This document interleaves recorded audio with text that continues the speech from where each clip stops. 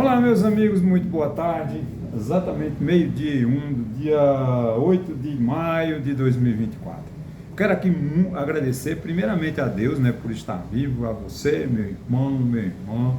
Olha, eu estou muito feliz. O último vídeo que eu gravei na segunda-feira foi um sucesso. O tema parece que chamou a atenção e eu ganhei. Parece que eu estava com 435, estou com 443. Então ganhei num dia, né, 8 inscritos. Muito obrigado aos 443 inscritos. Você não sabe o amor que eu tenho por isso, né? Muito obrigado. Se você ainda não se inscreveu, corre e se inscreva, porque é de fundamental importância para que o YouTube faça com que meu canal cresça cada vez mais. Não esqueçam de dar um like ou dislike e também comentem, por favor, comentem para que eu possa ter uma visão, né, um feedback a respeito do que eu estou fazendo. Eu acho que o que eu estou fazendo é bom, é refletir, é discutir, é apontar caminhos, né?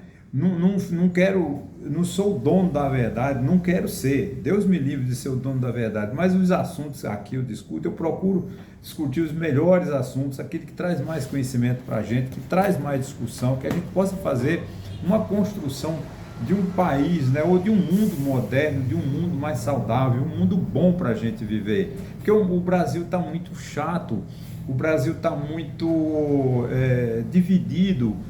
As pessoas não têm mais ideias, as pessoas não querem mais conversar, as pessoas não admitem as pessoas que sabem mais um pouco. Parece que saber virou uma coisa não agradável. Eu nunca vi alguém ter prazer de ser ignorante, mas no Brasil nós estamos vivendo esse período. Ainda essa semana mesmo eu tive uma experiência muito desagradável, não vou citar a fonte nem nome, mas ele disse assim: não precisa de você mostrar seus conhecimentos. Quer dizer, eu acho que é difícil. Para que eu estudo? Para que eu leio? Para que eu fico horas e horas pensando se eu não posso demonstrar que sei? Ora, se eu sei, mas eu não passo para ninguém, que significa que ninguém vai aprender.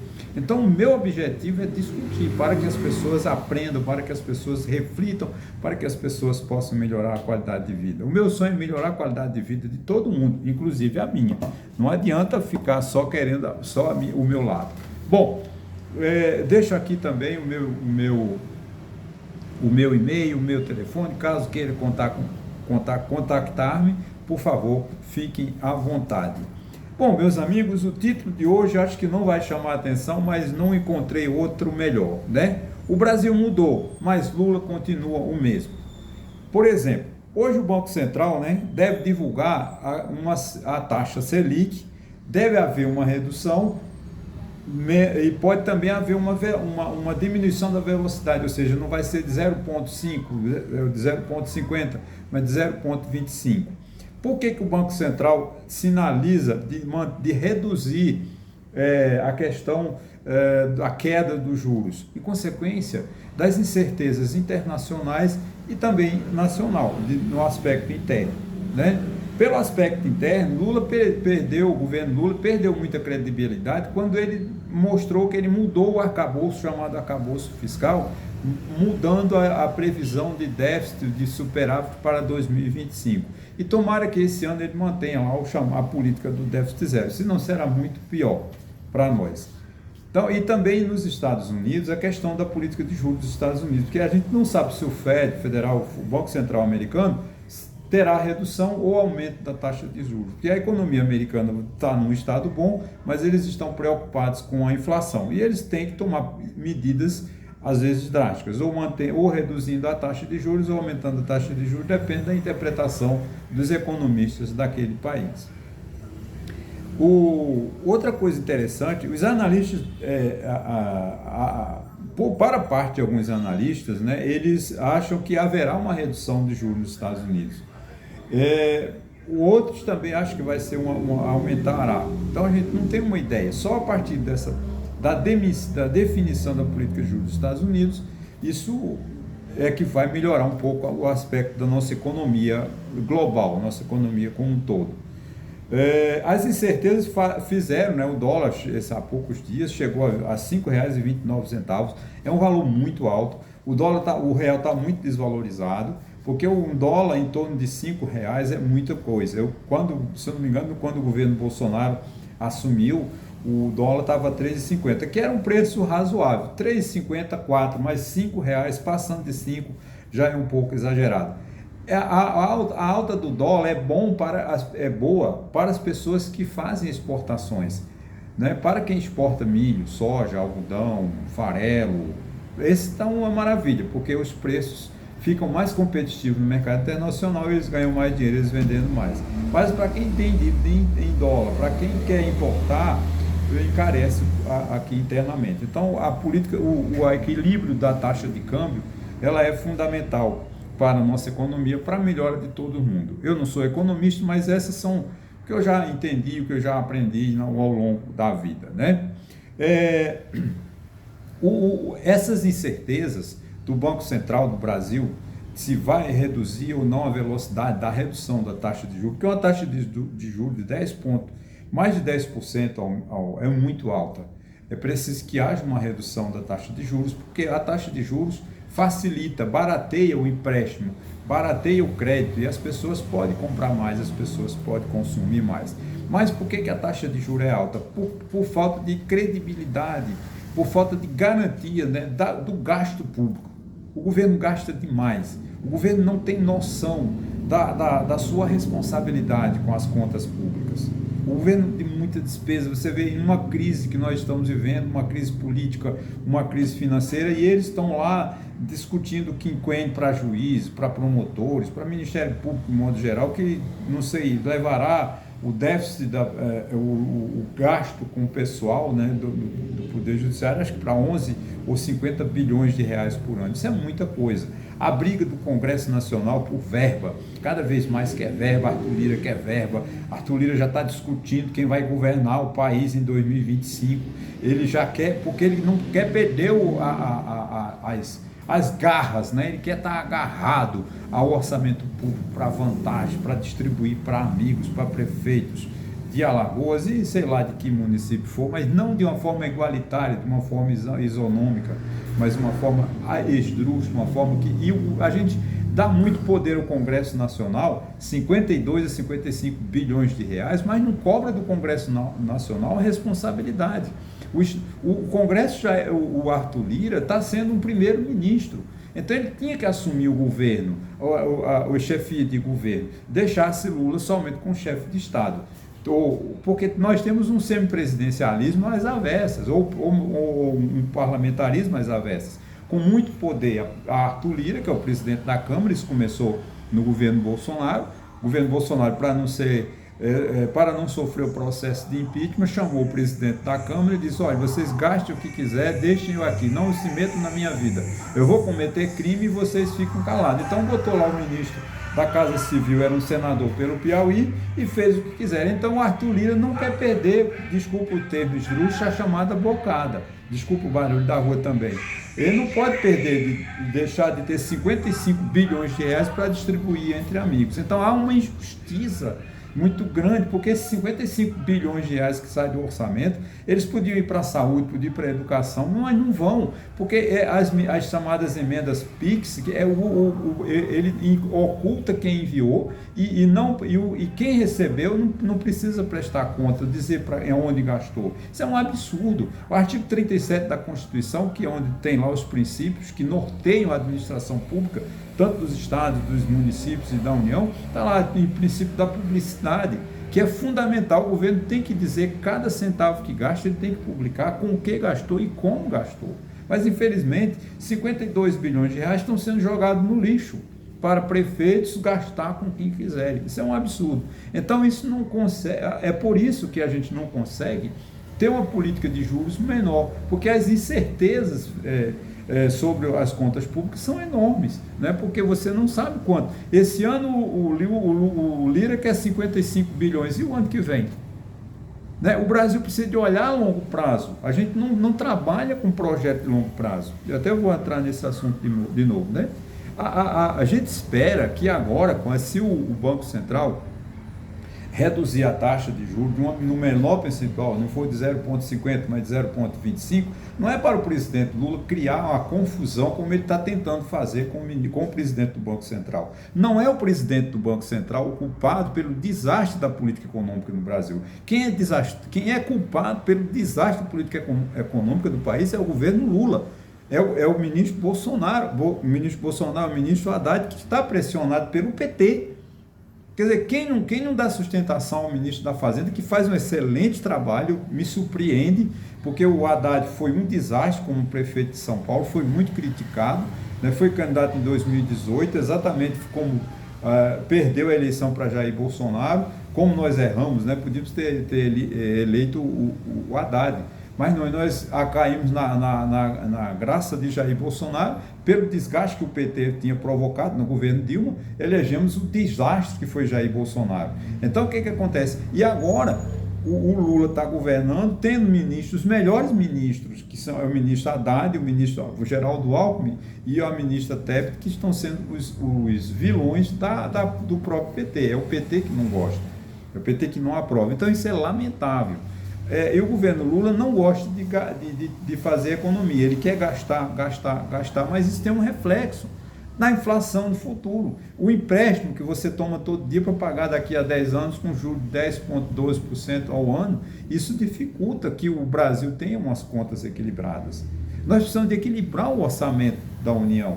Os gastos dos municípios, os estados, todos os estados no Brasil, os 26 estados, 27 estados, como o Rio de Janeiro, como Minas Gerais, estão falidos, quebrados, né? Os governadores não conseguem pagar. A governadora de Pernambuco não tem recurso. Por quê? Porque eles estão devendo milhões à União. Por que os estados estão quebrados? Da mesma forma os municípios, porque não tem responsabilidade. Essa é a grande verdade. E isso tem um reflexo na taxa de juros, que gera desemprego, gera inflação, gera alta dos preços, como nós estamos vivendo agora. Né?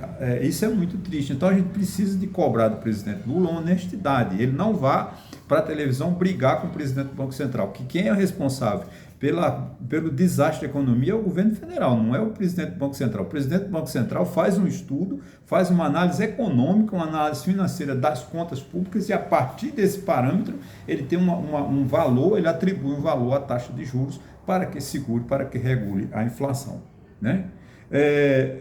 Eu sei que nós não estamos falando num momento oportuno para falarmos de programas de governo, programas de Estado a longo prazo, porque nós temos uma catástrofe. Talvez, eu imagino, eu não fiz um estudo detalhado ainda, porque só se fala disso e a gente acaba se perdendo. Mas eu acho que esse desastre que ocorreu no Rio Grande do Sul é a pior catástrofe que já aconteceu no Brasil. Tivemos a catástrofe de Teresópolis, mas foi muito localizado na cidade de Petrópolis, destruiu Teresópolis, outra catástrofe em Petrópolis, também no Rio de Janeiro, mas a dimensão que essas enchentes dos rios no Rio Grande do Sul tomaram é muito, muito grande. A dimensão é enorme, né? Não é tomar. A dimensão, eu acho que é a pior. Então parece, quando a água baixar, quando a lama, né, secar, é que o povo gaúcho vai conseguir enxergar o tamanho do prejuízo. Prejuízo financeiro, porque até o prejuízo emocional, o prejuízo espiritual nós já estamos vivendo. As pessoas sem luz, sem casa, os filhos separados dos pais, não porque querem, mas porque um foi para um lado, outro foi para outro na hora do desespero. É um momento de muita angústia, de muita tristeza. Espero que haja veículos de ajudar, né, que o governo federal, os governos municipais do Rio Grande do Sul, todos os governos municipais, os governos estaduais do Brasil recuperem, né, ajude a recuperar. Vamos ter que abrir mão de ideologias políticas, qualquer tipo de ideologia. O foco é salvar, é resgatar o Rio Grande do Sul. Não deixar construir mais cidades à beira de rio. Criar outros bairros. Vai demorar? Vai. Não vai ser em um dia, não vai ser em 6 meses. Vai levar 2, 3 anos. Agora, não dá mais para daqui a 4, 5 anos outra enchente fazer a mesma destruição. Como não fizeram em Petrópolis, como não fizeram em Teresópolis, não fizeram as obras de recuperação das cidades. As pessoas estão fazendo as casas nos mesmos locais, quando a chuva volta, novamente os mesmos prejuízos. Então, eu espero que o Rio Grande do Sul seja um exemplo para que, lamento, né, de ser uma tragédia tão grande, mas que o Rio Grande do Sul não fique no esquecimento, que a gente daqui a 6 meses não fale mais dessa tragédia. Essa tragédia precisa de ser continuar assim, de ser cuidada, né? E trabalhar os governos vamos dizer assim, fazer esforço no sentido de evitar danos da maneira cruel como nós vivemos. É muito fácil, gente, não é fácil, mas é só não deixar mais fazer casa aonde alagou. Pronto,